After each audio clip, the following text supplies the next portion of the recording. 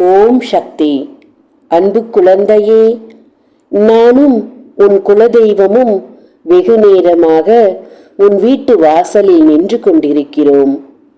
உடனடியாக முழுமையாக உன் அன்னையின் வாக்கை கேட்டு இருவரையும் உள்ளே அழைத்து விடு என் தங்கமே. கால் கடுக்க காத்திருக்கும் உன் அன்னையர்களின் கால் வலிக்கிறது தங்கமே. உன் வீட்டிற்குள் வர மறுத்து ஏன் வெளியே நிற்கிறோம்? காரணத்தை தெரிந்து கொண்டால் இன்று நடக்கப் போகும் காரியமும் உனக்கு நல்லதாக நடக்கும். வெகு நாட்களாக நீயும் ஒன்றை என்னிடத்தில் கேட்டுக்கொண்டுதான் இருக்கிறாய். அதுவும் தடைப்பட்டு போக ஒரு காரணமாக இதுவும் இருப்பதால் தான் அன்பு பிள்ளையே, இந்த நேரத்தில் வெளியே நின்று காத்திருந்து நீ வந்த பிறகு குறைகளை உன்னிடத்தில் சொல்லி நிறைவுகளாக்கி தேவைகளை நாங்கள் பெற்றுக்கொண்டு அதன் பலனை உனக்கு கொடுக்கலாம் என்று காத்திருக்கிறோம். அன்பு பிள்ளையே, சொல்லாமல் போய்விட்டால் இது ஒரு பாவமாக கூட மாறிப்போகும். இந்த பாவம் என் பிள்ளையை சேர்ந்து விடக்கூடாது. உன் குலதெய்வமும் இதை ஆசைப்பட்டுத்தான் இது உன் வீட்டில் நடக்க வேண்டும் என்பதற்காக இன்று வெளியே காத்திருந்தோம் நாங்கள். தங்கமே, வறுமைகளுக்கும் இல்லாமைகளுக்கும் சோதனைகளுக்கும் கண்ணீருக்கும் 1000 காரணங்கள் இருந்து கொண்டுதான் இருக்கும். அதையெல்லாம் தெய்வ வழிபாட்டால் நீ மிக விரைவில் சரி செய்து விடலாம். அந்த நம்பிக்கை உனக்கு வேண்டும். சரி செய்வேன் என்ற நம்பிக்கையோடு நீ செய்தால்தான் உன் வாழ்க்கையில் மிகவும் சீக்கிரமாக வெற்றியை கண்டு விடலாம்.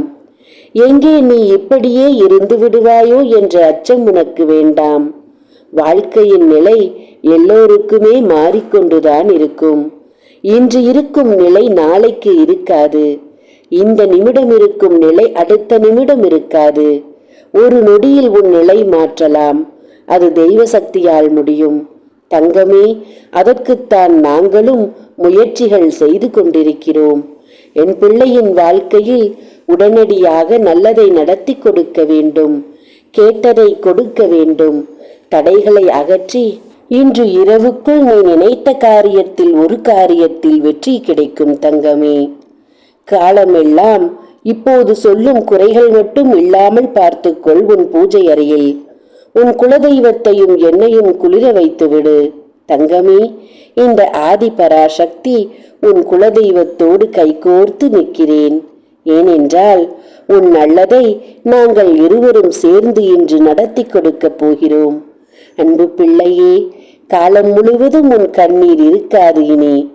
இனி இருக்க போகும் வாழ்க்கை உனக்கு மகிழ்ச்சியாக அமையப் போகிறது.